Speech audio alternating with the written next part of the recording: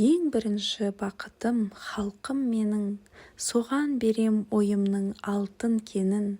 Ол бар болса мен бармын, қор болмаймын, қымбаттырақ алтыннан нарқым менің. Ал екінші бақытым тілім менің, тас жүректі тіліммен тілімдедім. Кей-кейде дүниеден түңелсем де, қасиетті тілімнен түңелмедім. Бақытым бар үшінші отан деген, Құдай деген кім десе отан дерем. Оты сөнген жалғанда жан барсың ба, ойланбай-ақ келдағы от ал менен. Түтін түтет өз өрбі көгере бер, немерелер көбейсін шөберелер. Жадында ұста жақсылық күтпегейсің, от емес оқ сұрасаң менен егер. Үш бірдей бақытым бар алақанда, мені мұндай бақытты жаратар ма? Үш күн нұрын төгеді аспанымнан, Атырау, Алтай, Арқа, Алатауға.